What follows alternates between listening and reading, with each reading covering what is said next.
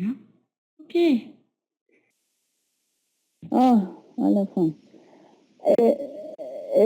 Donc, oui. Hop.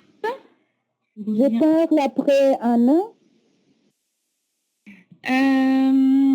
Donc, si tout le monde est OK, donc Marietta va... if everybody is ready, Marietta is going to present donc something about CSR, global performance of organizations with social responsibility. And after, Anna, you will present for Brazil. Okay? Everybody's okay? Okay. So, Marietta, I give you up. You can... Yes. Marietta, you can now manage the PowerPoint. Is it okay for you? Yes, can you hear me? Hello. And you can present yourself, okay? Okay. But you hear me?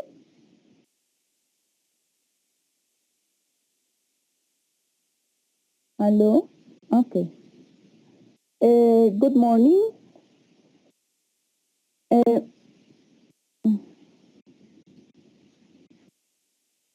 Can I talk?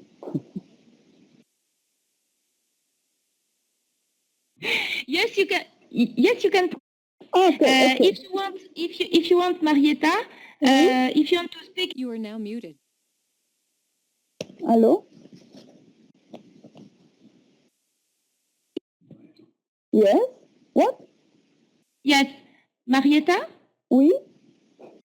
If you want to speak in French, my colleague can translate in English if you want. Okay. Okay. Okay. Thank you. You can speak in English and he can translate. Okay. Okay, thank you.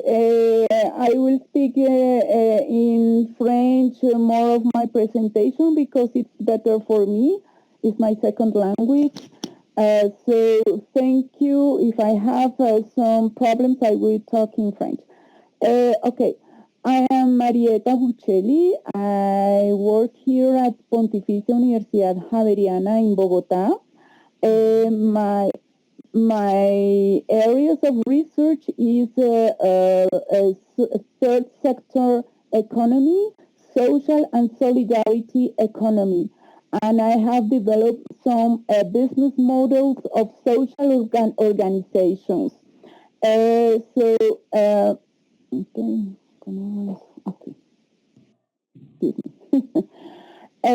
will talk about the contribution to the development of the social and solidarity economy. There are two aspects that we have to take: academic files and the goals of sustainable development. In our research of third sector economy, our goals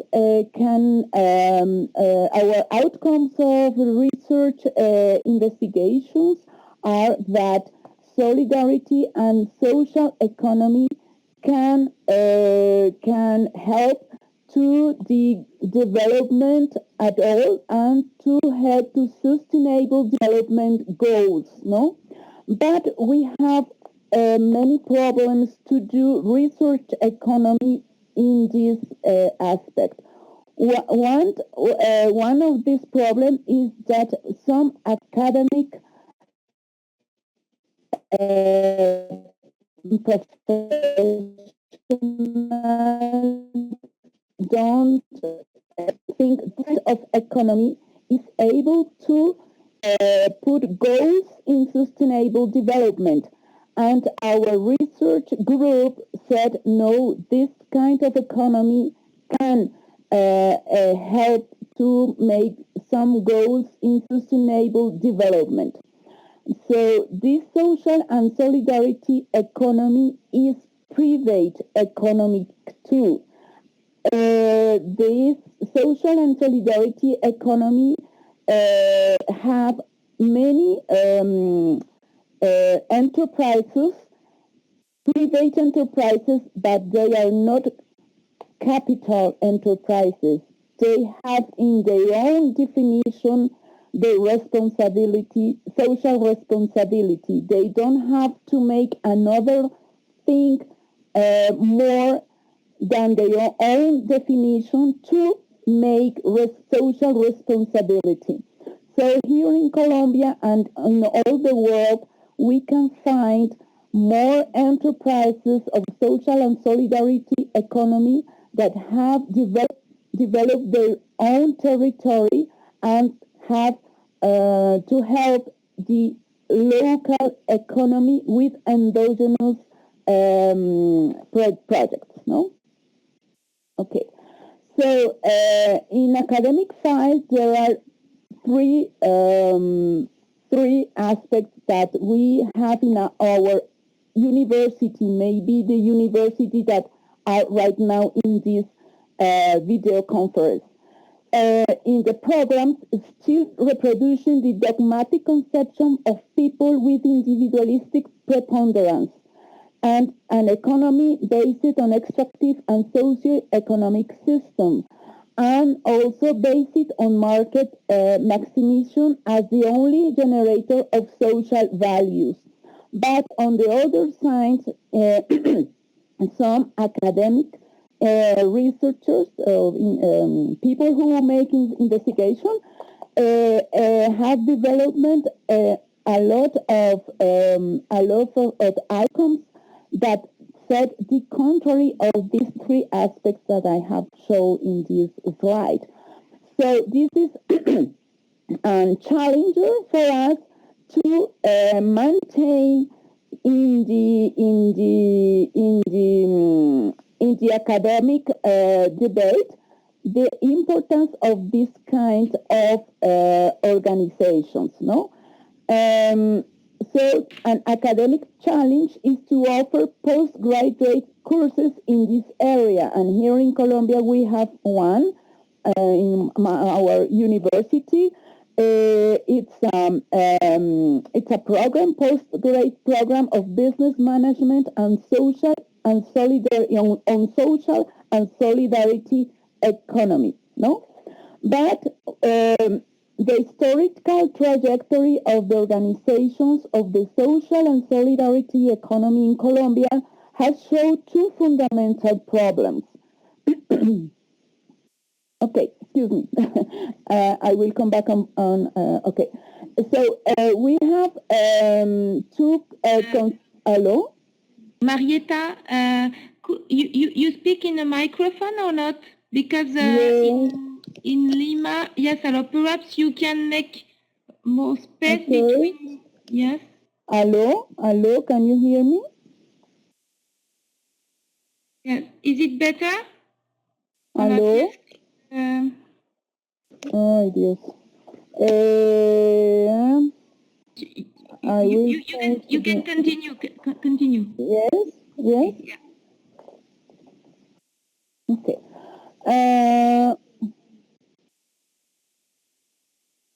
Okay. Yes, perhaps you can speak more slowly. Okay. Yeah.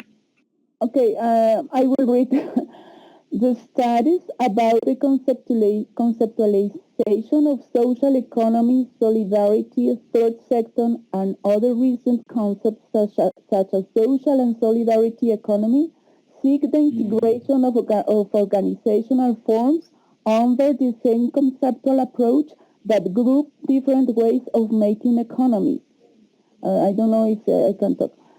This effort has not been easy given the organizational particularities, the titles and contexts that in each country have been highlighted according to their historical development. Mm-hmm. I don't know if you can... Okay.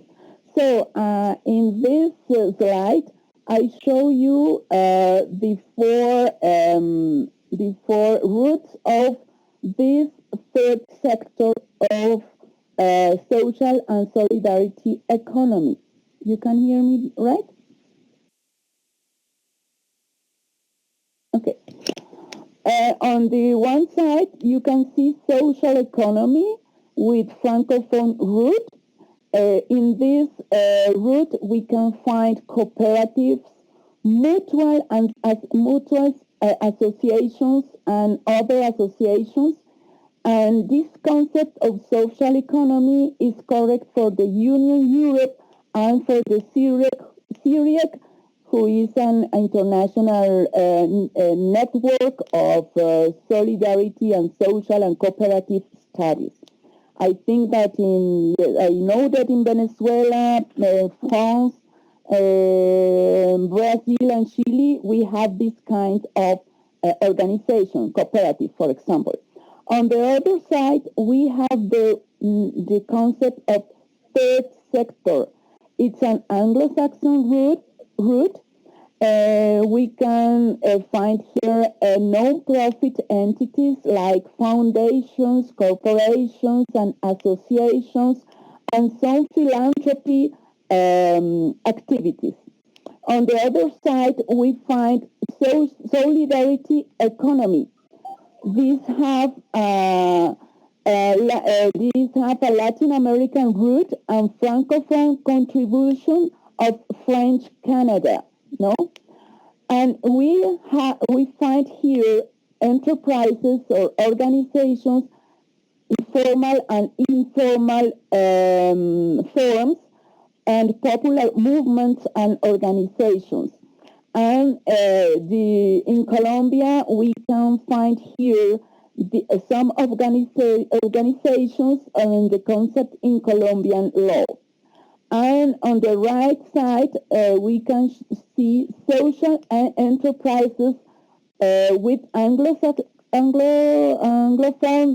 but it's not Anglo-Saxon, Anglophone root, in the influence of England and Australia, and companies that generate socio-economic values. So it is important for what? But it's not very clear, and it's in Spanish, but in PDF we can show very well this slide. But in this slide, we can see the third sector and the enterprises and organizations that we can find inside the third sector in Colombia, and maybe in other countries like the countries here in this conference, no? So, in one side, you can find social and solidarity economy. It divides into kinds of enterprises. Social economy, like cooperatives, credit unions inside the enterprises, and some mutual associations. And in the other side, solidarity economy.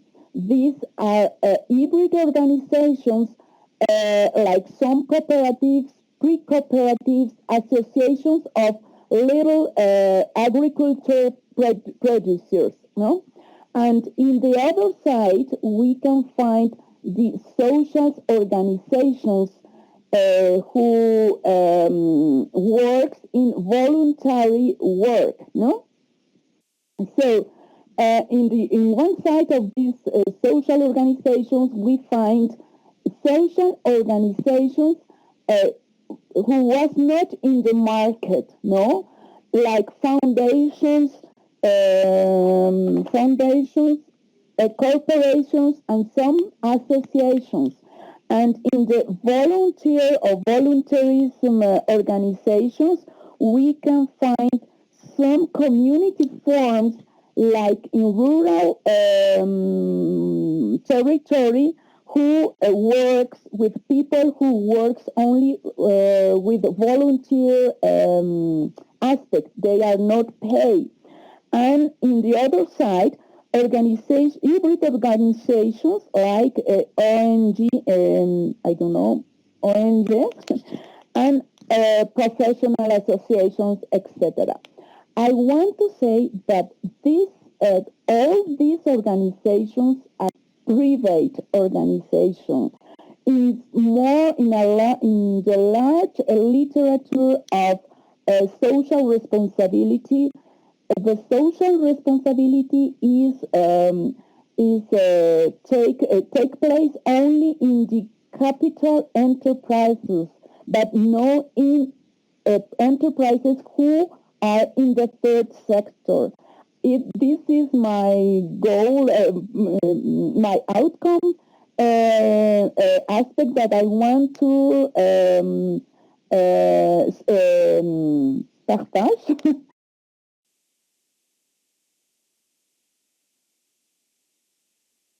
Chair.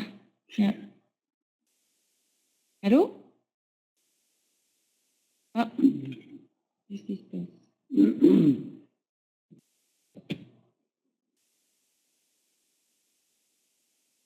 Attends, c'est nous qui avons quelque chose?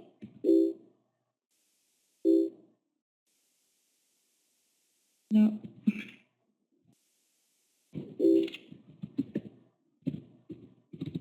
Non, ça va.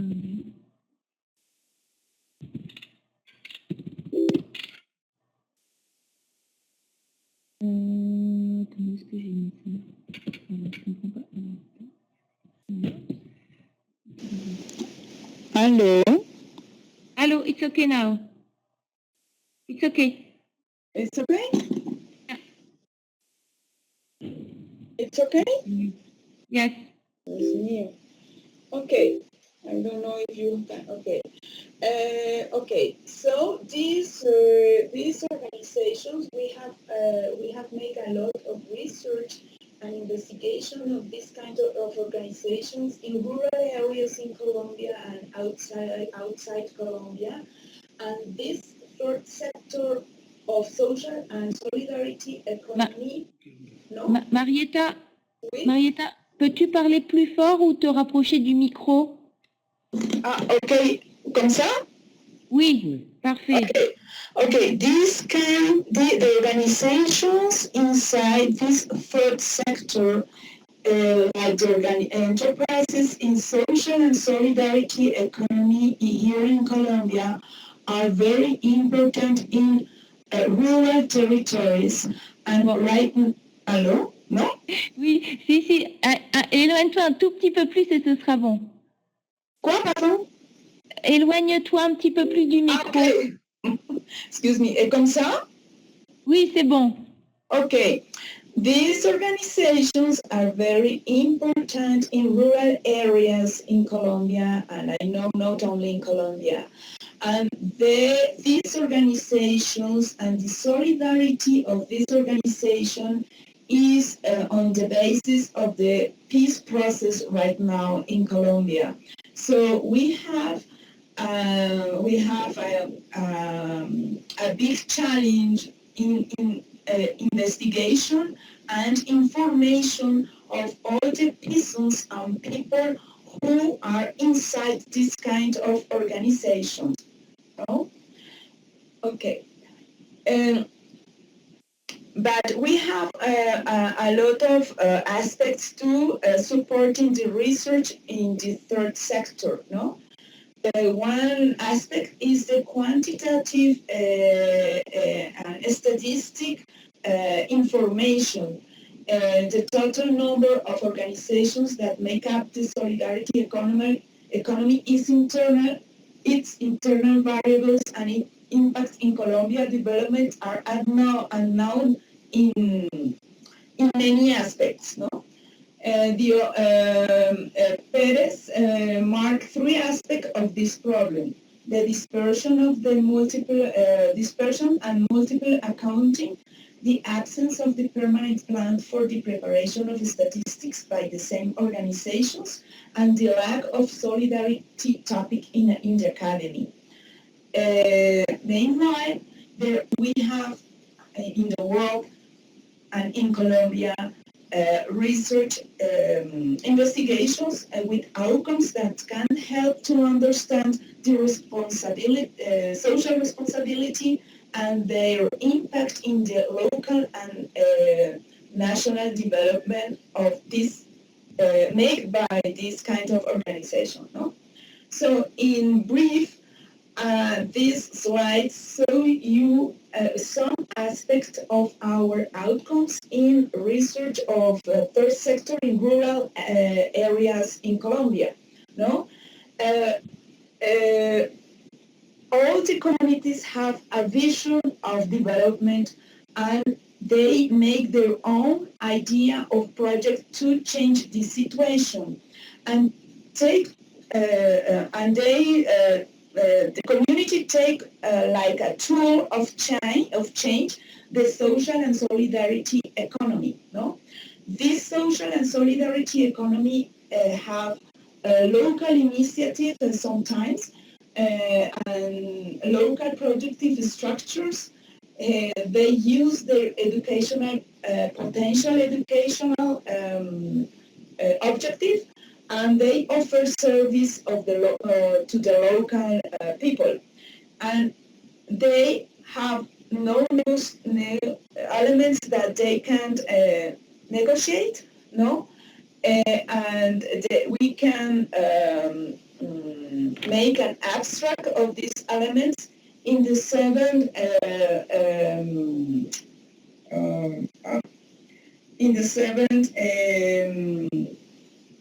principles of the cooperatives, no? Voluntary and open membership, democratic member control, members' economic participation, autonomy and independence, educational training and information, cooperation among the cooperatives, concern from the community. What we can find in our research, that the social economy defend their characteristic, and with this characteristic, they define strategies, and they build their own position, like political position, economic position, social position, ideological position, methodological position, and ecological positions. All these positions and these strategies are for the development of the community, but not only for the community, but also for increase their patrimony of the community. The patrimony of the community includes the culture aspects, production system, the territory, the social organization, and the decision-making system. The yellow row is the project of development that was built directly inside the community. So these kind of outcomes we can find in a lot of case studies among the country in Colombia, behind our conflict aspects, and inside our peace process right now. So many investigators want to visibility this good aspect of the social and solidarity economy. There are a lot of problems inside them, but they have changed a lot of territories here, like territories that are empty of people because the war that we have, no? And this kind of organization have the conviction to return all the people that in the little towns with the support of cooperatives, of peasant associations. So we have concrete.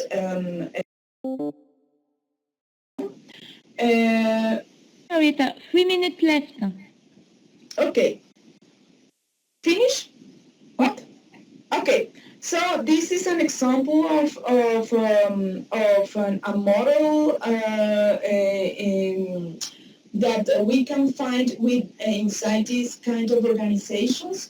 In the center of the graphic is the community, and to defend their own project, they have people who is inside the piloting system. The project of the people is in continued construction and this project they have an operative system. So we have to educate and organize or make an organization of the people to arrive at local development. Okay, this is the conclusion. You can read it, maybe it's more quickly. Okay, thank you. Thank you very much, Marietta.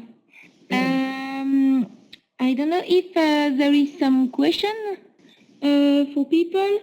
Do you think it's important that links between social and solidarity economy and corporate social responsibility have to be more clear? Because, for example, in management, it's very difficult to link these two subjects. I don't know if it's the same in your countries, but I think perhaps it's specific to France, but I don't know. We make a great difference between SSE and CSR. Yes. This is the difference maybe that you here, maybe? Yeah. Okay. Yes. But, yes. Yes. I don't know if it's enough because I think that social economy is not linked to CSR, you know, and solidarity economy is not linked to CSR. I think it's in France, for example, there are firms that are in SSE. And as they are in SSE sector, they don't do anything in CSR because they are in SSE sector, you know. Mm-hmm. And sometimes we have a real lack of definition. Okay. Inside the definition of this kind of enterprises, there is the solidarity, the responsibility with the local people, and other aspects of CSR. So, by definition, they do that. And it's a great debate, a gross debate, but. It's a critical position, no? Yes, the responsibility is not automatic, but is inside the definition, no? Because these organizations put in the community their excellence, no? Not inside the properties, the owners of the organization. Yes. But okay. No, yes, it's not automatically, but maybe more, I don't think the right word is easy, but it's other kind is the of economy, so maybe it's more easy to do that. No automatically, but more easy because these kind of organizations know the environment, know the people who are local, who are owners of the organizations too. This is a great difference, no?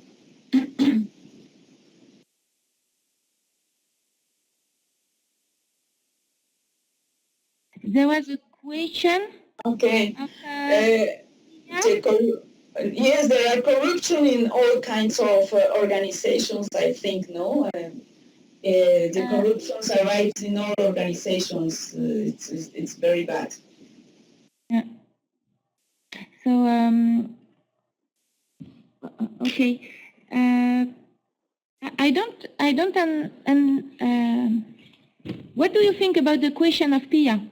Is there a system or methodology to pass on the knowledge gained so as to avoid making the same mistakes over time? About your conclusion, there is a system. Yeah. Excuse me, I will go to the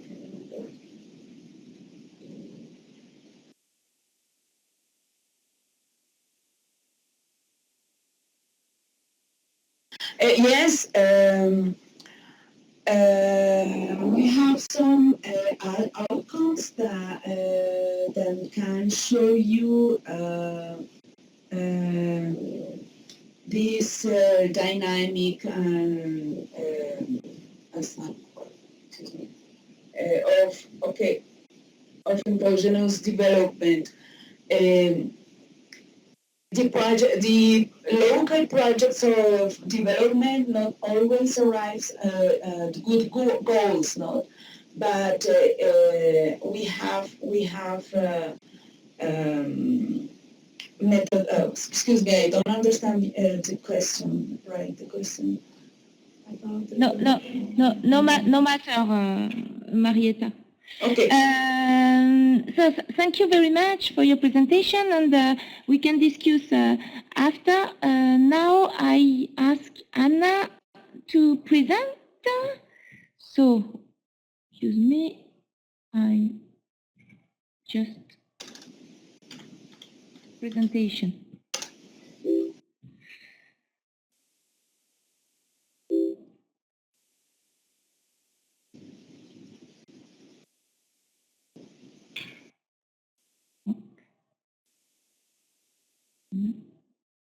Ah, Anna.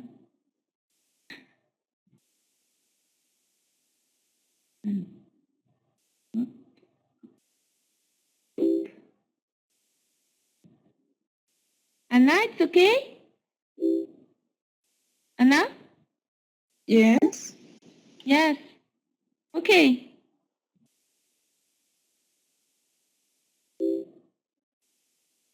You can manage your PowerPoint.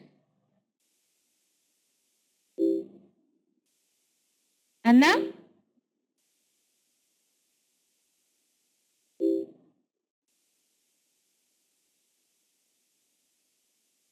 Anna? Ah,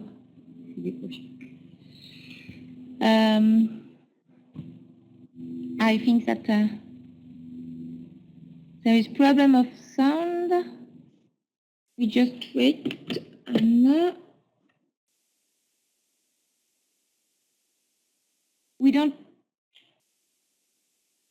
hear you, Anna?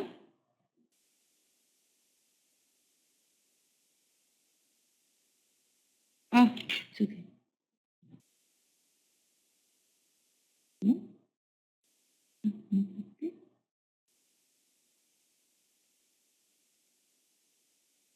Anna?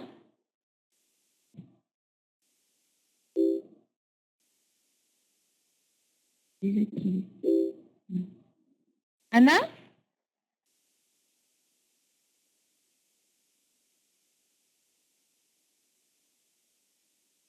Ah non.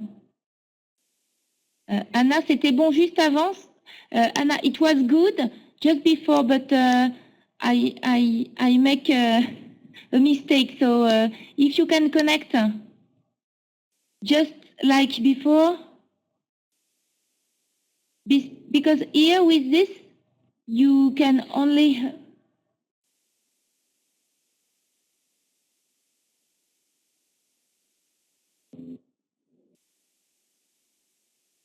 Le micro, il est barré. On n'a plus le son, on n'a plus la voix. La voix a été coupée. Désactiver la sourdine. Désactiver la sourdine. Hannah, you can talk now? Yes, can you hear me? Yes. Yes, it's okay. Okay. Awesome. Let's do it. Let's go, Anna. Okay. So good afternoon. everyone here in this conference. Thanks, Beatrice, for the invitation. Make a short presentation of myself. My name is Ana Estrela. I am a professor of law and philosophy at business school at UF, Universidade Federal Fluminense of Rio de Janeiro. So, my presentation today, ethics as a tool for a better performance for enterprise, claims actually to show the education on ethics as an important component for corporations' performance. And why? Of course, I can put here a lot of elements, but I choose two that I think that are more important. The first one, that in general, ethics for corporations resumes itself in a conduct code, something given, and inside the missions and visions statement. We know that in all companies we have two frames that explains the mission and the vision of that company, and there you have inside the conduct code that they think that is ethics. The second reason is the corporations that try to improve the ethics team used to act in a inside-outside or company-client directions. So the thing is, the companies are not interested in general to improve the concepts of ethics for their own employees. Okay, so this is my base to start this paper. And so how can I intend to do this is showing that ethics education based in a philosophy view that is going to be the element to accomplish by cooperating an inside way first, I mean among their own staff. The point is that nobody gives that this he doesn't have, okay? If you don't have an education for ethics, you are not going to be ethics for outside of the company. This is my main claim. If the staff has this ethic education and ethic values, they are going to have the tools for the right process of decision based in values. We talked about values today here before in the other presentations, okay? So they cannot perform in a oriented ethic way to outside if they doesn't have those values inside them. What I intend to just say that is we are doing training for employees in enterprises, and it's not effective as we can see nowadays. I'm going to talk about examples that show us that we are living in a moral crisis. I believe as a Brazilian specific, I believe that this crisis is not only on companies, but it's a general crisis. But of course, here my claim is to talk about companies. So I can say that this education, this ethic education, is a mind-world fit direction, like the meta-ethics like to explain, is from inside of the person to outside.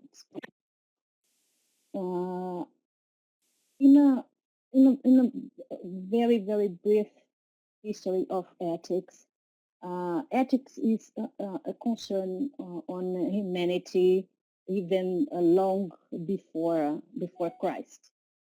Okay, so what the ancient Greeks thinks about ethics, they think ethics as a transcendental real way. Ethics is the good itself. Okay, it's like the sun. The sun gives us the light and the life. And ethics give us the knowledge and the virtue to act in an intelligible world. What is the intelligible word means? The human beings are, they have two sides. Okay, we are the only one who has those two sides. We have the rational and the irrational side. The animals, the other animals just have the irrational side. When a dog, when he wants to eat, he's going to bite if it's necessary. With the human beings are different. They're not going to bite someone just because we need to eat. Okay, so what makes us different for the other animals, non-rational animals, is our capacity to analyze and act after just a simple thing, a rational judgment. Rational judgment is the difference between us and the other non-rational animals. So this is what the philosophy history intends to, the whole history intends to show. What happened is that each era, ancient or medieval or moderns, they try to do it in a different way. For medieval, for instance, God is a very important element. So Aquinas, St. Thomas, he developed his theory based in a human nature. In this way, our nature determines what is right or wrong. Okay, so murder is wrong because life is essential for humans. Of course, we have involved there a lot of religion concepts.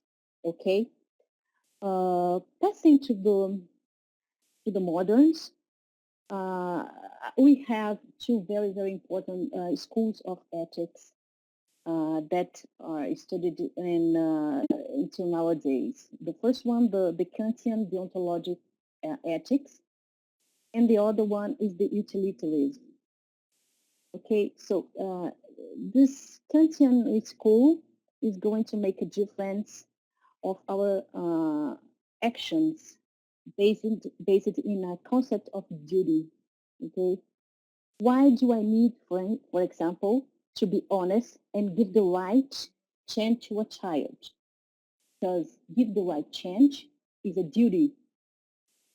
Okay, I'm not going to give the right change because this child has a huge father, a huge and strong father that is coming after me if he discovers that the child has the wrong change. Okay, it's not a hypothetical imperative that make me take the right decision. Okay, so it's a concept based on duty. The utilitarians, that is the other school, okay, of Bentham and Neil, claims that the right action are those actions that are going to result in the greater happiness or the greatest number of people. So if I have to choose to drop or not an aircraft that is going to hit a tower, and I think the aircraft has 280 passengers and the tower has 3,000 people, the right decision is drop the aircraft. Okay? So it's a kind of school of ethics that choose the better act or better decision based in a happiness result. Okay, so but independent of the number of philosophical theories that we have, the ethics education gives us the ability to exercise our capacity of rational judgment based on values. Because rational judgment, I believe that we all have, but based on values, it's another thing. Okay, so open it. My question there is, what is ethics? Ethics is the field of philosophy that gives the knowledge of how to use the rational judging process to analyze formally each case, the right and the wrong action based on values. Okay? So I talk about moral crisis. I'm not going here to define moral crisis because in my vision there are a lot of variables involved in that moral crisis, and it needs a whole conference just for that, I believe. But I'm going to exemplify what is a moral crisis for me. Okay, the big tobacco industry and the government policies. Madoff pyramid scandal in the United States in 1999. Enroll and Anderson scandal in 2002. Merck and Ovation cancer medicine sales in 2005. Even New England Patriots, the New York Jets recorder, I am a Patriots fan, and even the New England Patriots recorder was a scandal in 2007. The USA bubble crisis in 2008, the child sex abuse by the Catholic, permitted by the Catholic Church for several years. So I guess this whole bunch of examples show us that we are actually living a moral crisis, and it starts a long time. As a Brazilian, what I am going to do, what I'm going to say about moral crisis. Everybody knows what is happening here, okay? We have an illegitimate president. We have a very huge political crisis, judiciary crisis that is making, and I cannot say that here is improving things or improving anything, because we are not prepared to take this crisis and do something with that, because exactly because we don't have this education, and we don't have here this ethics education, okay, that give us, as I told before, the tools to analyze and take the better decision for each case. So Professor Bozeman from Harvard Business School, he has a theory that we suffer a kind of motivated blindness. Motivated blindness is the concept that he applies for that. And this concept means that decisions are in general are pro-status quo. Human beings has a huge difficulty to change the status quo. Okay, so Professor Bozeman calls it motivated blindness. And why this motivated blindness exists? Because in the most part of the cases, the strategies of darkness and change the truth are very effective for those who want us to believe in something. It happens with companies, it happens with government. It's all the same way to act. Okay, so the question that I put there is, why our many attempts to our enterprises fail so often? Because exactly our lack of education in ethics, it's not a cause us a cause this motivated blindness that the Professor Boseman talks about. Okay, the ethics education prepared you to this complete rational judging. If we don't have this tool, we are not complete uh, able to do this kind of judging. Okay. There are any solution for this moral crisis? I don't have this answer, honest. But I believe that ethical education, as I propose it here, is going to give us more abilities or more skills, okay, to be able to deal with these variables, uh, variable things that lead us to choose an anti-ethic or to make an anti-ethic decision. Okay, this is why I believe in this education, this ethic education.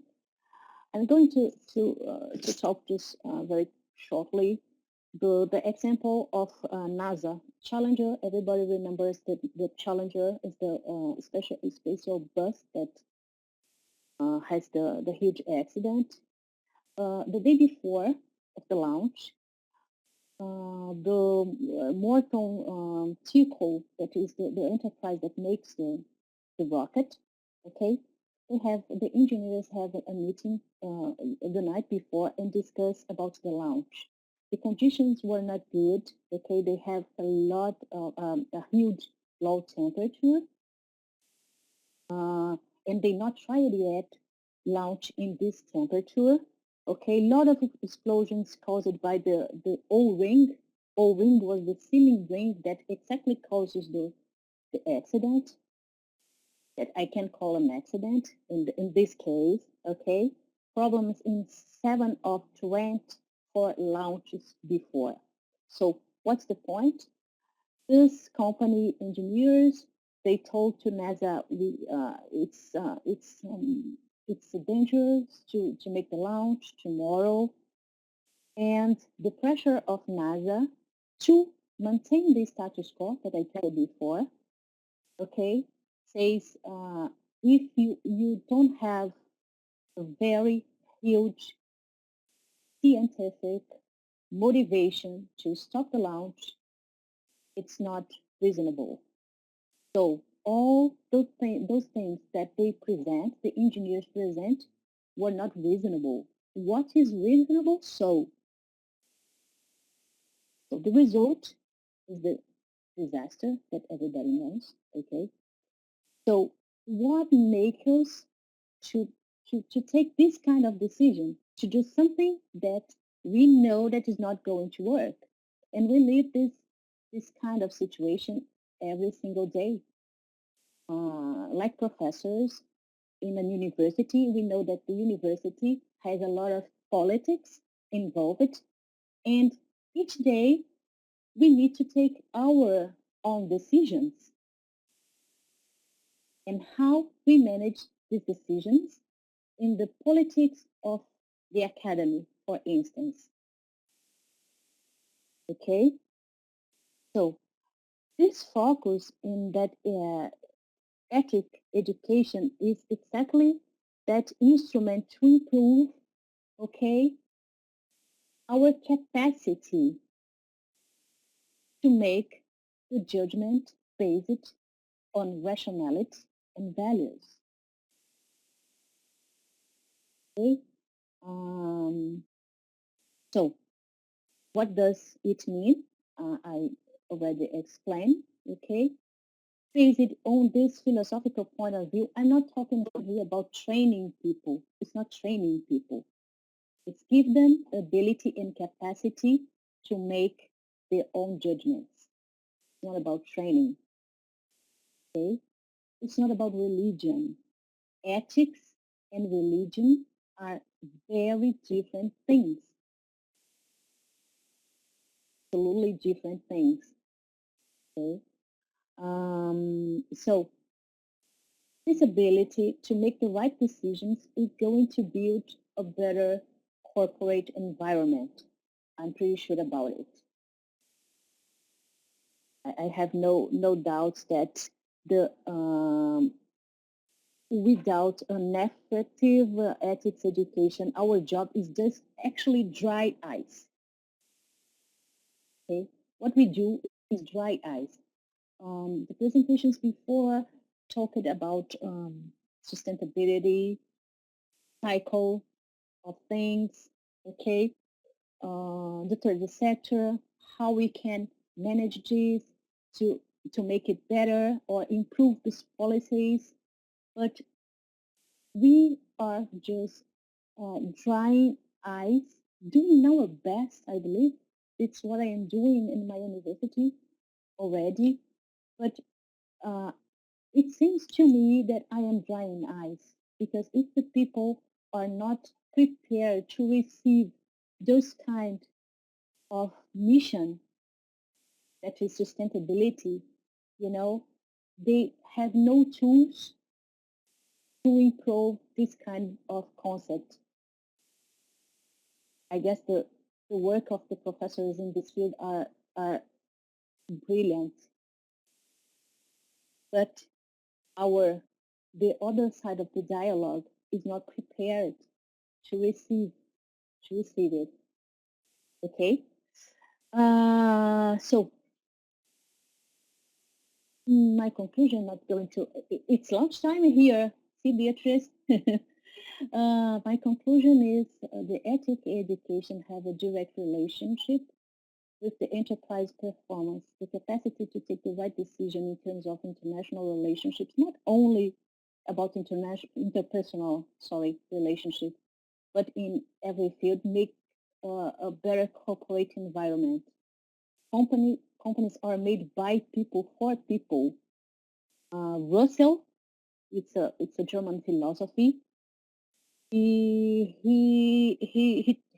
wrote the crisis of European science, where he asked why science developed so much. What is the point? What is the target?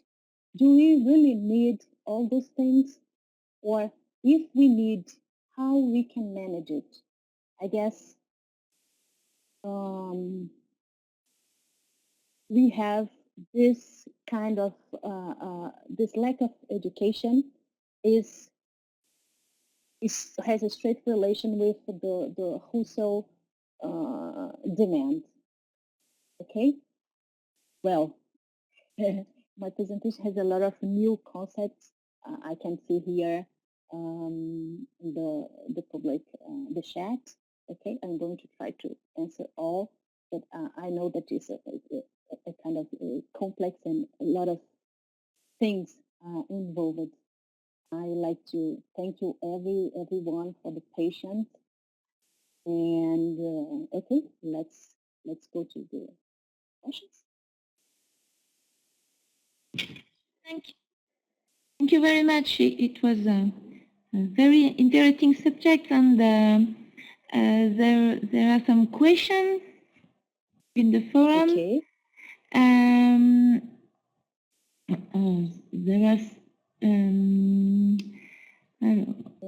you answered to some questions. Okay. How to educate people about that? Well, if we notice something, why? Oh, I believe that everybody here belongs to the business school, right? Or the most part of us.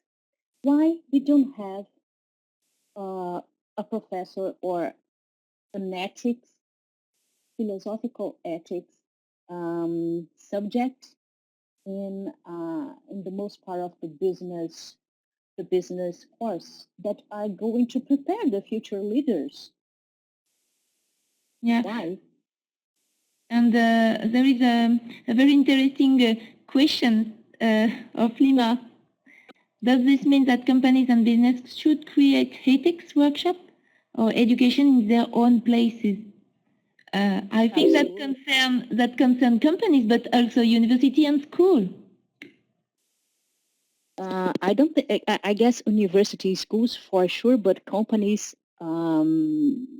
absolutely. Yes.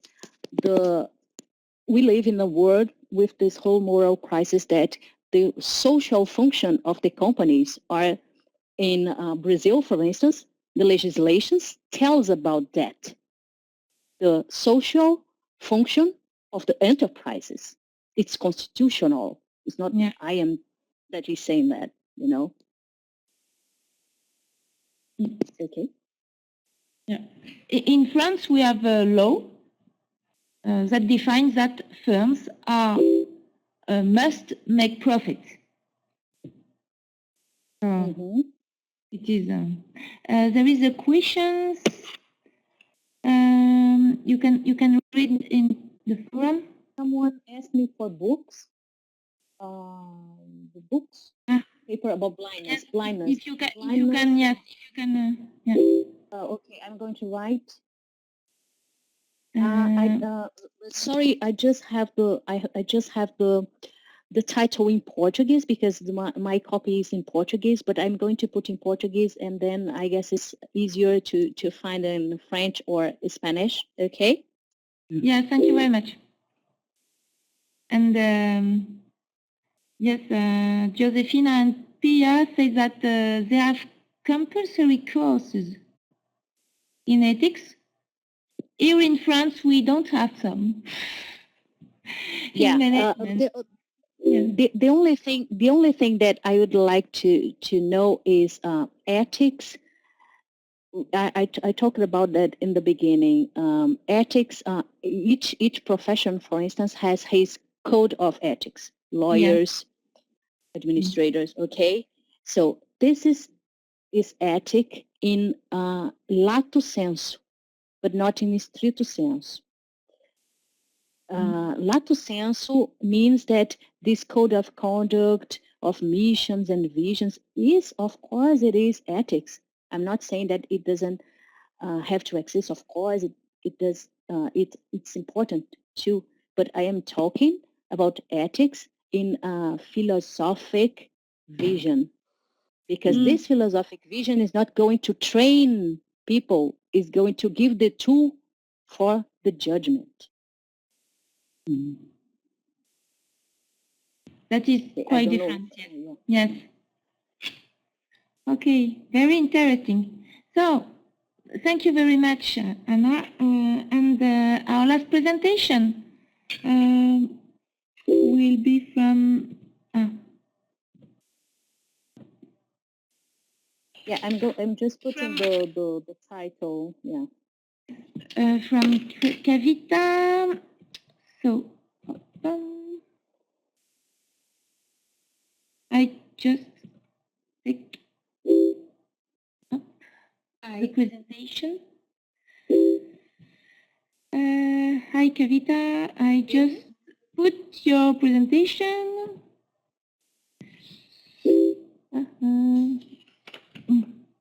Beatrice, can you hear me? Yes, it's okay. There is your presentation, and I give you... Oh, yes, it's okay now. You can present Thank you very much, yourself. Yeah. Thank you. Okay, thank you very much for the invitation for this presentation and exchange of ideas with other professors, and good afternoon to everyone. My name is Kavita. I'm a professor from FEA USP, from the University of São Paulo. Well, I'm more talking about some researches that I'm doing on sustainability and specifically consumer behavior in Brazil. But I didn't make a presentation about general sustainable consumer behavior in Brazil, but specifically about some researches that I've been doing in the last 6 or 7 years. Okay, so This research, well, this specific researches are from 2011 and 2016, and we'll talk just a little bit about a case study that we developed here about Natura, is a Brazilian company, and also about then another research about sustainable consumption. It's a survey that we ran with almost 1,500 consumers in Brazil, in different regions of Brazil, and we uh, compared these results with other results from a visit to 400 houses. So we wanted to understand more about attitude and behavior, and we also analyzed some knowledge about sustainability labels from consumers. And finally, we are now writing a new paper trying to develop a new sustainable consumption scale. And so I'll also talk a little bit about that. Okay? So this case of Natura was related to eco-design. And the idea was to, in the beginning, 2011, was to um, write a book about sustainable consumption and talking about production and then the retail and then the consumer itself and its behavior and consumption and then disposal and then to finish the whole system. Kavita, could you speak, excuse me, could you speak slower, please? Yes, I'm sorry. Thank you. And so that's the reason we started with eco-design. So Natura has a brand, Natura Soul, which is for shampoo, hair conditioning, and moisturizing soaps, and so on. And Natura is, for those, I think most of you already heard about the company. It's a Brazilian one, so just to introduce you a little bit, it's a 7 billion revenue company in 2014, a little bit lower in 15 and 16, as we due to the financial crisis we are in. And the company is very committed to environmental responsible activity and also socially responsible activity. So in 83, it was the first company of consumer goods in Brazil to offer products of continuous use in the refill version, which lower the average mass of packages in 54%. In 2000, they launched the Natura Ecos, and 2005, the line of soaps was 100% free of any animal raw material, and so on. It's the only Brazilian company in the ranking of the world's most ethical companies in 2013, and it's also the second most sustainable company in the world. So just for you to understand the history of the company and why this is a remarkable company due to sustainable production, but also consumption for consumers. So specifically talking about this brand, Natura Soul, the manifesto of the brand is how it that we are definitely not we have, but what we have help us define who we are, and also that consumption is a fundamental action of life, and it's also a right because it creates better quality of life. And that's why the brand invited consumers to a more sustainable, to a more balanced consumption, reducing waste and also more pleasure accessible to everyone.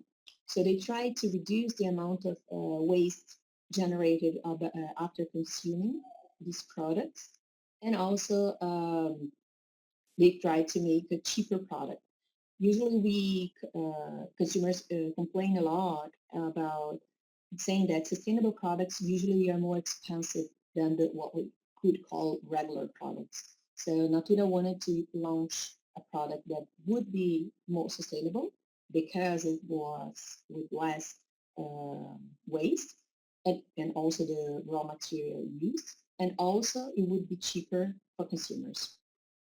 So about the formula, which is the raw material, they didn't use any dyes. They used one single fragrance for the entire line.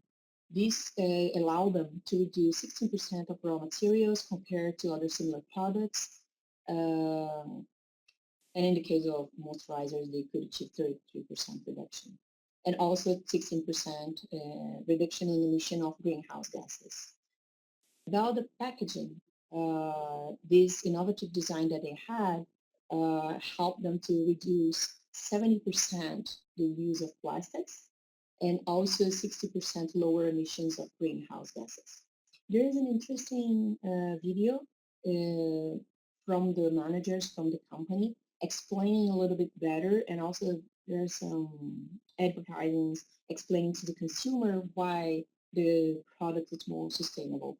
I can also share with you in the public chat after the presentation. And also, it's interesting that although it seemed to be a great idea and the case was very interesting to develop, still nowadays Natura struggles to have more and more consumers engaged with these products. So they sell a lot of products. It's a $7 billion company, $7 billion revenue company. But they still, I mean, most consumers, they still prefer the other products from the company. So they had some consumers changing from the other products to this new one, but it's just it's lower than what they expected this could be. Okay? Just comparing to nowadays. So after that, we decided to understand this attitude behavior gap. So why consumers all over the world are saying that they would like to behave in a more sustainable way and consume in a more sustainable way, but when we analyze the results and the researches about consumption, we just don't find it. We just figure out that most like you're still choosing unsustainable options, even when they are faced with sustainable options in front of them. So we wanted to understand this difference between speech and practice, and and we did that specifically for products related to behaviors related to grocery shopping, just to simplify the research. And then the sustainability labels I'll talk about later. Okay, so in the speech side, the attitude side, we did this online interview with almost 1,500 participants in 4 different Brazilian regions. So the Northeast here, the Southeast, South, and Central West of Brazil, and Midwest of Brazil. The North part, we left it outside of the research because we couldn't have the minimum of a sample to analyze. We tried, but then the sample didn't achieve the minimum for statistical purpose. In the practice, we analyzed the same regions, but instead of doing an online survey, we visited the houses of these consumers and we analyzed and took some pictures of things that they would say as they were doing in a more sustainable way. I'll just explain in the next slide. So this is a consumer saying, yes, the blue one is like, this was a 5-point scale. And I just sum up here just to simplify the chart. The blue side is the always, so it's always or almost always. The green one, light green, is sometimes, and the red one is never or almost never do that. So in Brazil, we have a lot of fiscal evasion. So asking for a fiscal receipt when you purchase something is something that you have to do, and it's different from like Europe or the US, where you don't need to ask because every store will give you the fiscal receipt. But not in Brazil, you have to ask. And a lot of people said that they always or almost always ask for that, and that's because it was not like that before. This is because the government decided to give tax back to consumers who would ask for a fiscal receipt when they were purchasing.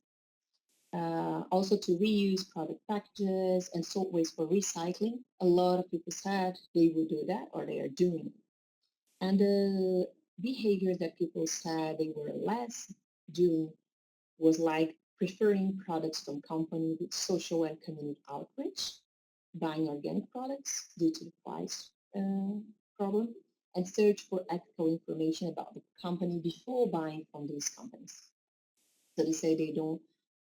The reason here of never doing is like they said it was because they never thought about looking for ethical information, or because it's too a lot of trouble or a lot of work to do that.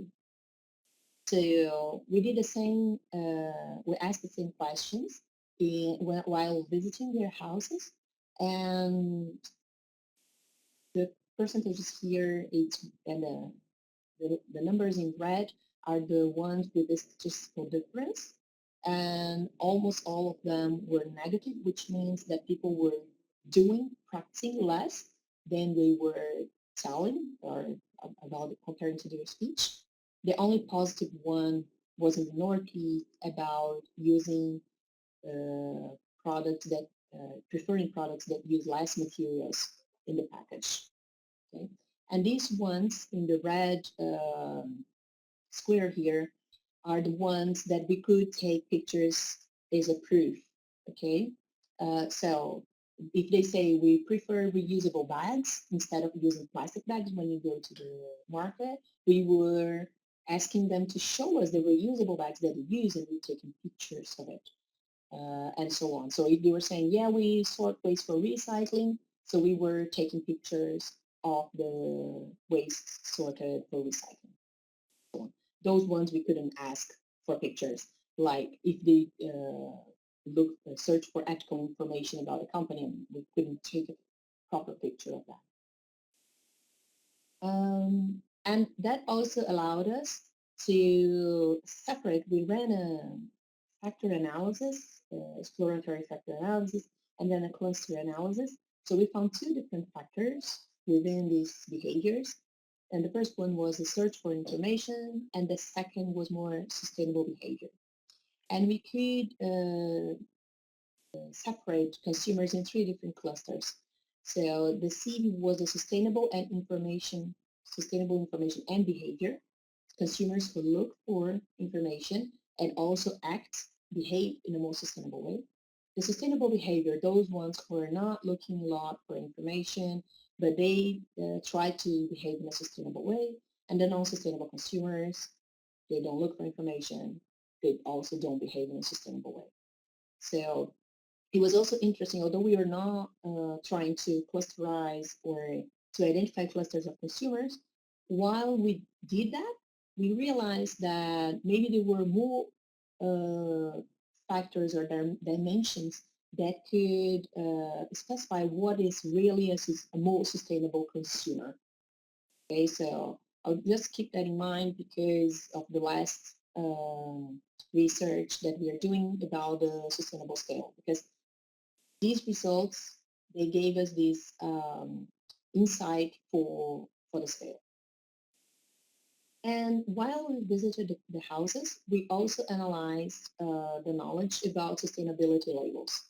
So companies use sustainability labels to provide simple, useful, and reliable information on most complex issues towards sustainability along the production chain.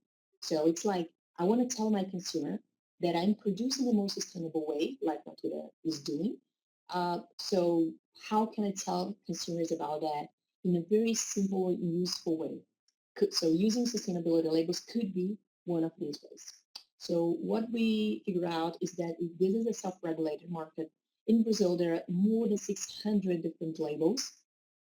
And as we have audited versus self-declared labels, consumers also get confused and have very, very low knowledge about sustainability labels.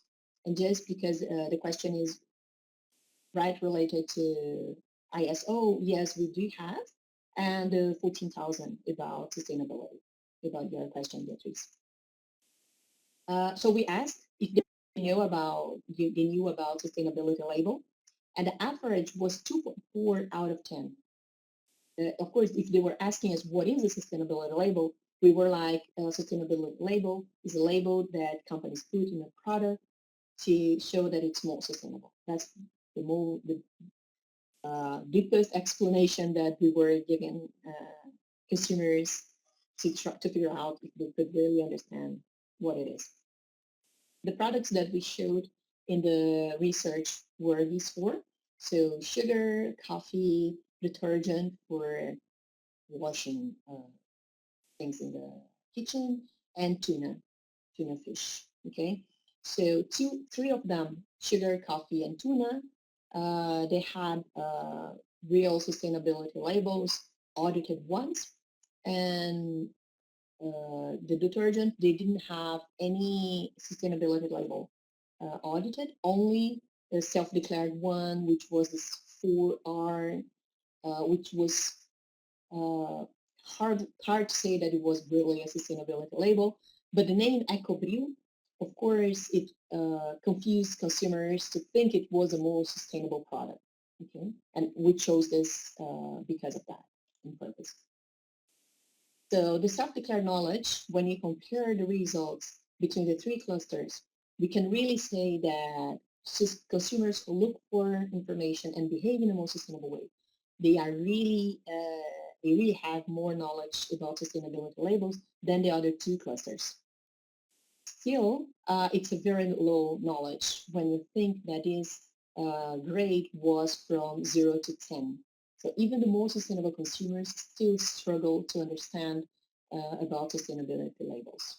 Okay, and we also asked them. Sorry, I forgot about the title of this table, but this was about the, if they trust a self-declared label, and of course they trust more an audited one than a self-declared. The problem is they don't know if the label is self-declared or audited. Okay.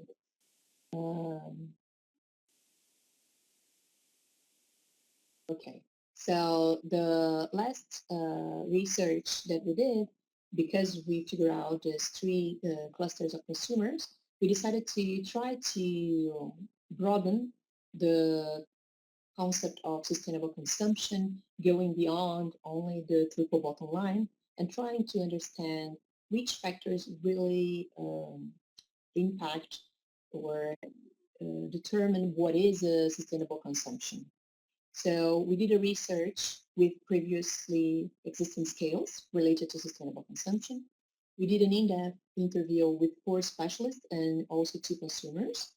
And then we went to the nominal group technique is it's very similar to focus group with 7 consumers which were highly engaged in sustainable consumption. And after that, we figure out some variables. So we did a data collection with 300 students in São Paulo. And finally, we analyzed the differences and validated the scale with 800 consumers in different Brazilian cities. Okay, just let me come back here. So we started here with 341 variables, and in the end, we ended up with 40 variables in this scale. Okay, so the confirmatory factor analysis we did, the final one, we did some just technical information here about the verifications we did, the method we used. The indices were all about 0.8, and which were really good, and also those index. And in the end, we figure out that from the 18 dimensions that we thought could be related to sustainable consumption, 8 dimensions were still in our model, which were behaviors towards sustainability, activism, which means that the more activist the consumer is, the more sustainable he or she is. Also, consumers caring more about their communities are more used to be more behave in a more sustainable way.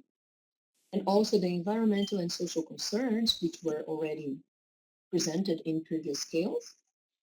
This is also interesting. Consumers more worried about their health it's not related to organic consumption, okay, or consumption of organic products. It was really like, I care about my health. I'm worried about health issues. I try to eat in a more healthy way. Questions like that. So people were more worried about their health. Were also more worried about sustainability. Consumers more worried about their perceived effectiveness, which means that how they, if they behave in a more sustainable way, sorry, if they understand their impact, individual impact would also impact the rest of the world or the society. We're also more concerned about sustainability. And that one that we already found in the cluster analysis, consumers that used to look more for information, not only related to sustainability, but only this personality or this way of looking for more information meant that consumers were more like also worried about sustainability or consuming in a more sustainable way. And of course, this was done in a specific cultural environment with Brazilians. So a lot of other scales, they say that some scales, they don't work in different countries because of problems with different cultures. So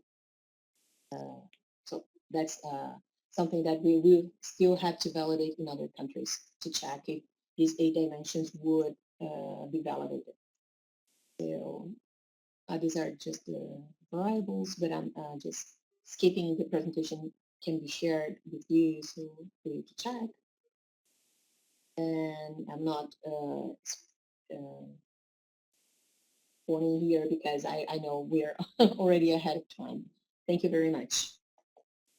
Thank you for your presentation. It was very interesting.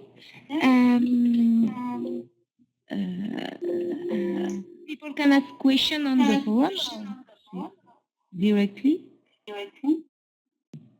You hear me? Yes, I hear you. And I can answer the questions that you've made here during the presentation. Yes. So if we question consumers about the level of price, yes, there was another, we didn't have time here, but we did another research on barriers to sustainable consumption.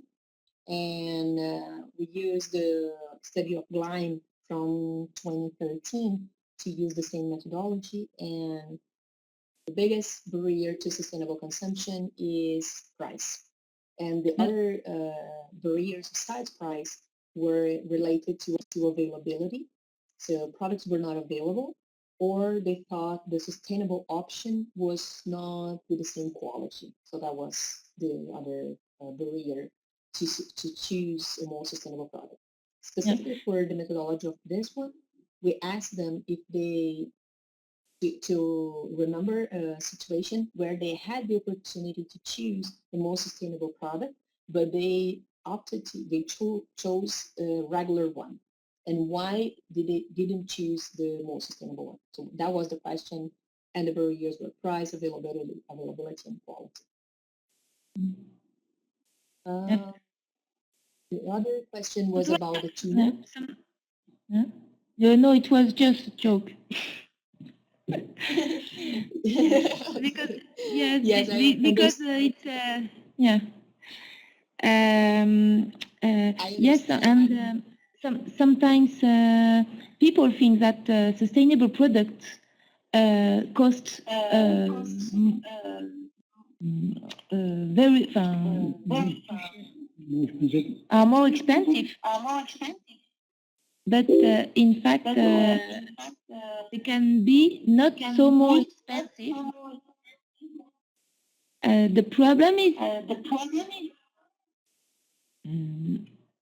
that we have not the tools, the management tools, to have transparency along the value chain and along the value creation. Oh. Yes, I understand.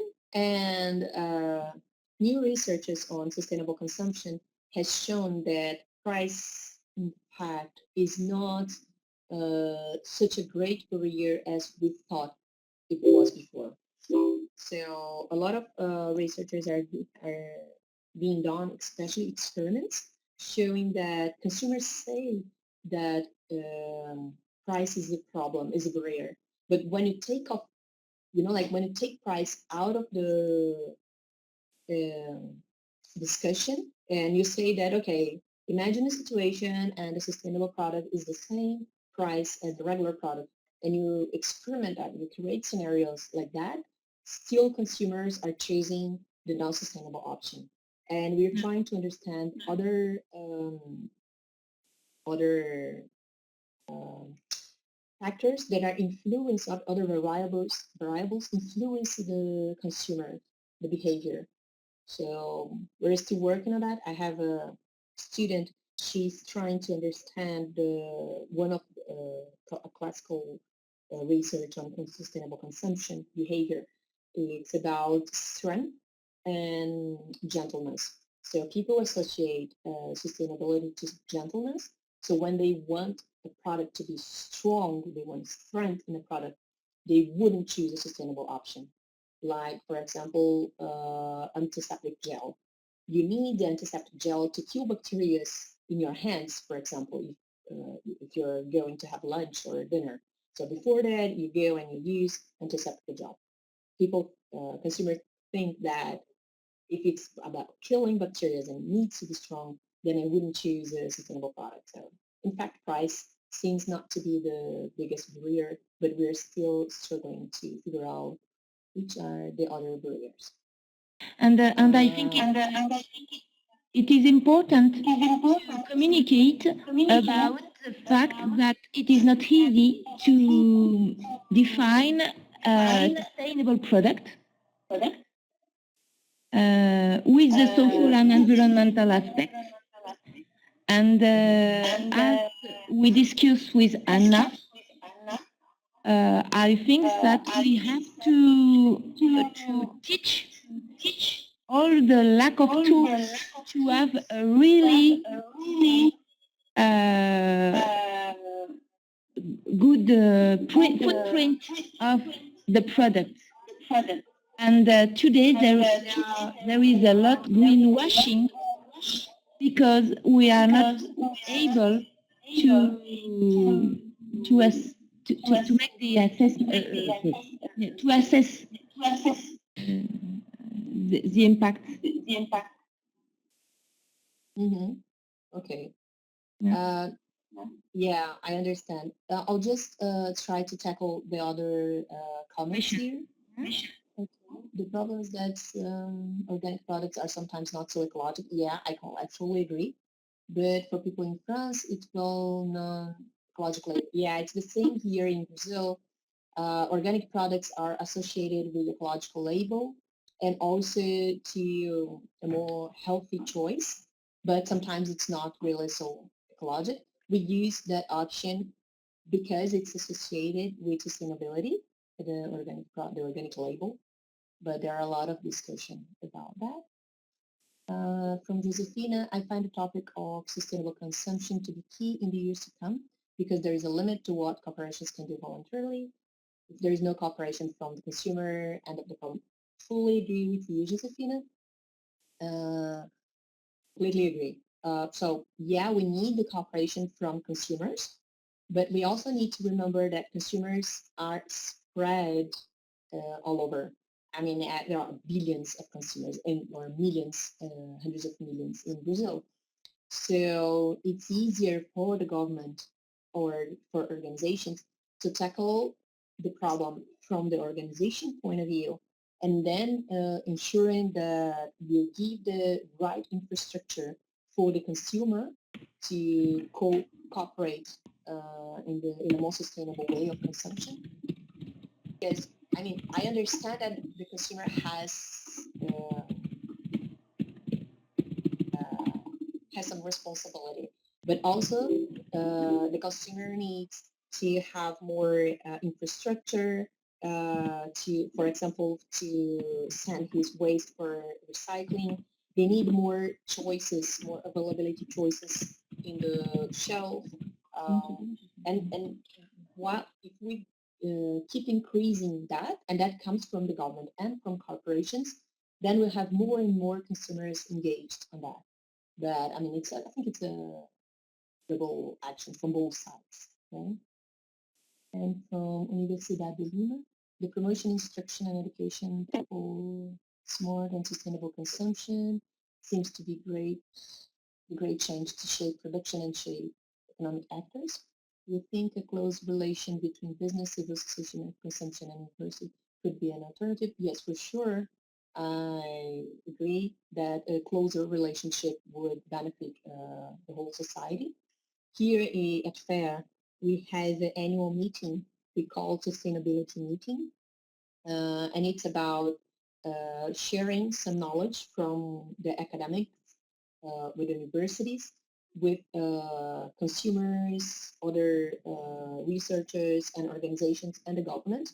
And we analyze and we show some results from researchers from people studying sustainability here at FAIR, and we discuss this with the society, and we also ask the society which topics in sustainability they would like us to study in the next year or in the next 2 years.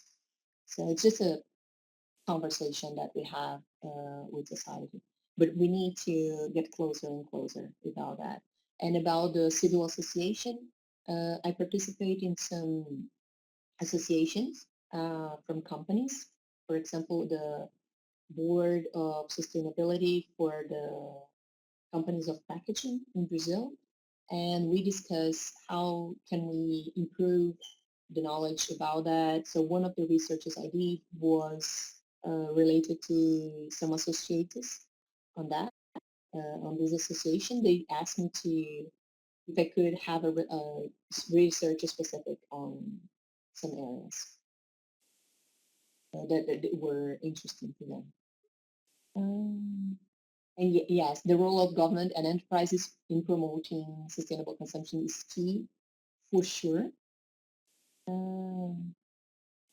Consumers are many times torn between comfort, yes, comfort and sustainability, and confused about the comparative impact of alternative ways of affecting the environment. Is using a paper plate more or less polluting than washing a plate with detergent and hot water? Yeah, we had that discussion in Brazil because of the water crisis that we faced 1.5 years ago. So people were saying, okay, we are short of water, so we have to use a paper plate or plastic plate, and because then we can recycle that. And then we show them that the use of water to recycle everything was bigger than the use of water to wash your dishes at home. So it was better to wash your dishes at home. And all detergents in Brazil, they are biodegradable. It's by law, they have to be biodegradable. So it's not a problem with the detergent, I guess. How can we inform them better? Yes, that's a good question, Josefina. I really would also want to know how to inform consumers better. One of the questions we made was if they thought consumers were well informed or if they need to get more information from media and from companies and the government. And in a scale from 1 to 5, the average was like 4.7. We need more and more information, and we don't get that. So consumers are also complaining that they don't know where to find this information. But also, when you analyze their personality and behavior, they don't want to search for information. They're too, I don't know, if they're lazy or they already have so many other things to do in their lives, so they don't have time to look for more information, although there are a lot of information available. So in marketing, what we discussed is that we have to give one piece of information, very short, to have more impact. If we try to explain a lot of things to the consumer, they won't get what we're talking to them. Just short pieces of information it's preferable to be like 1 or 2 informations instead of 15 or 100 different informations. Now we're in another research about recycling. So we're trying to understand which kind of information gets the biggest impact with consumer, like environmental information, social information, or economic information. So if if the consumer is recycling their waste, do they have, will we tell them, do that because we're helping the environment, or do it because we're giving more jobs to poor people who work with recycling, or do it because we get more money out of that? Because some programs, consumers get money out of recycling. So it's difficult to give a lot of information, so choose one. Okay. Thank you very much, Kavita. Thank you very much, Beatriz. Sorry for extending so much my presentation. No. It was interesting. Okay, thank you. I can Now share all the researches that if someone is interested. I have all the papers there. I can send them. Some are in Portuguese. I'm sorry, but some are in English already. Yes, it will be very interesting to send the paper. Yeah. Okay. Thank you.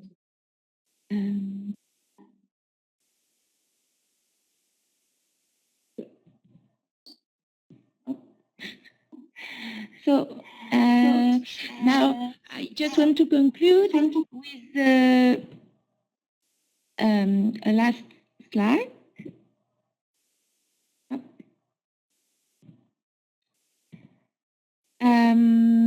The objective of this video conference is to create a network. I think it's very important to discuss one with each other, to exchange, because we are all specific, and when you are from marketing, strategy, law, philosophy, or such like that, we are very different, and we understand things differently. I think that now we need expert teams, and one expert can't have a right way to see things. We need a global approach.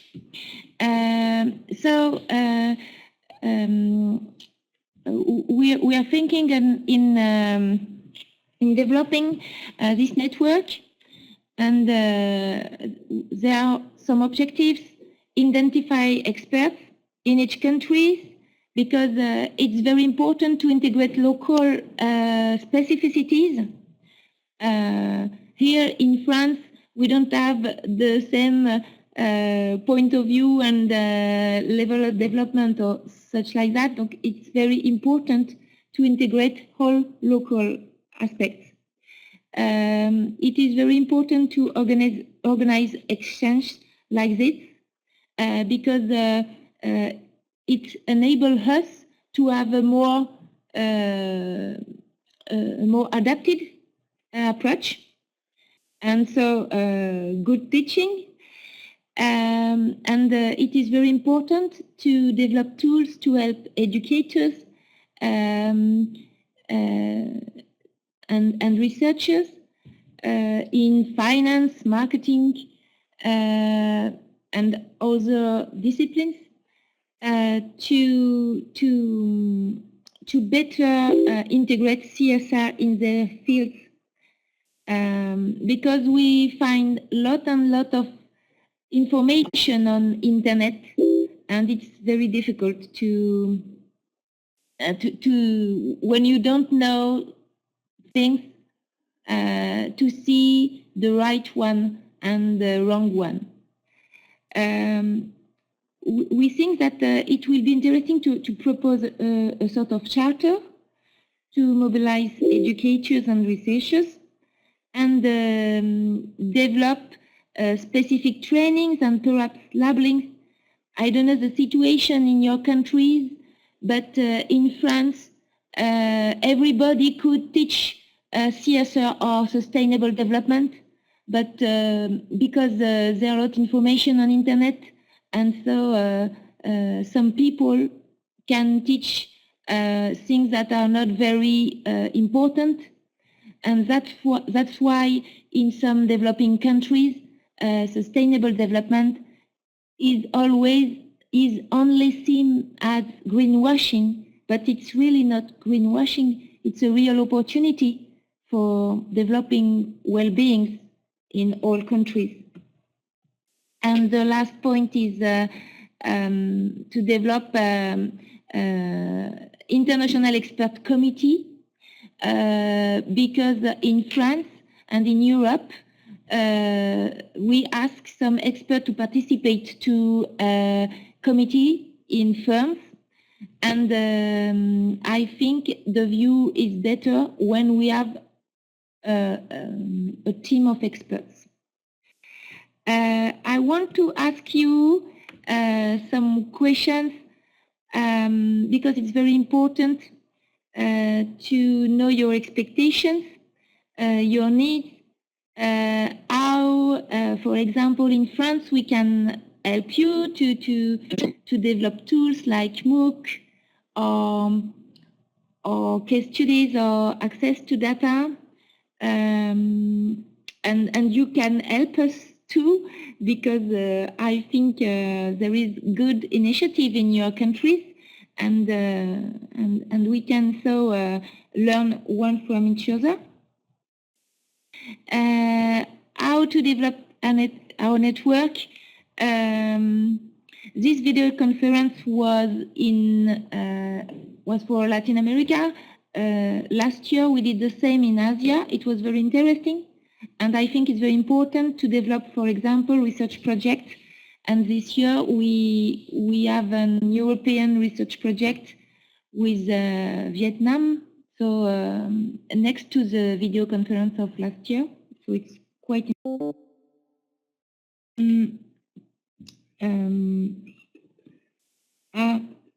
Yeah, and so the idea is to co-design this network and to a better world. And so I don't know if you want to send me Heidi about all of that. It will be very interesting to perhaps to organize a specific conference about this, and let me know if you are interested to participate and in this network and to the development of this network. Is there someone who want to talk? You can you can talk if you want, and you can ask question or suggestion.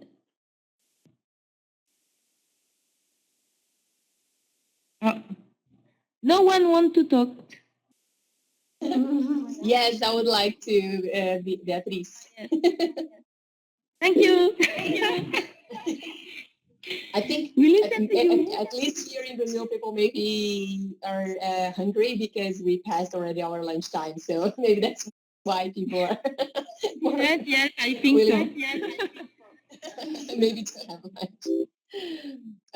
So my expectations were really to exchange researches, so we could see what each other is doing. So I think it's a great opportunity, this one that you created here for us. Thank you very, very much. And at least for me in the University of São Paulo, we're being asked more and more to develop international researches. So I would be really interested in partnering in international research with some of these colleagues here. If you're interested about sustainable, maybe joining production and consumption in sustainability could be interesting. And finally, I could also take a leave to go and spend like 2 or 3 months in a partner university doing research. So I could also do that. without need to payment from the partner university, because my university would pay my salary and stuff like that. So could be interesting also. Yes, thank you very much, Kavita. I think it's very interesting that CSR will integrate the fields, because for the moment CSR is a specific field in management, and it is not good because we have to integrate in the major decision process in finance marketing. And so the philosophy is to have this point of view. I think we have to insist that we need not CSR strategy, but CSR integrated in general strategy. It is very different, in fact. I have a lot of message.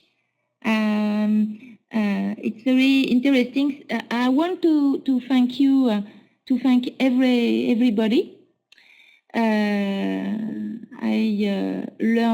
have learned a lot today, and we are going to finish this Vidéoconférence, and I was very happy to exchange with all of you, and I think that perhaps next year we can do another video conference like that, and perhaps we can organize other way to exchange and to develop this network.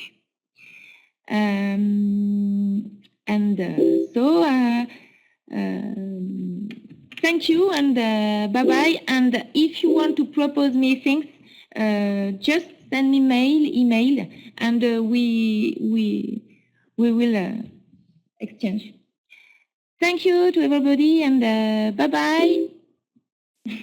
Thank you. And for your participation, yes. Well, yes, I will share the presentation if everybody is okay. I will share the PowerPoint. Okay, thank you. Bye-bye. Yes. Okay.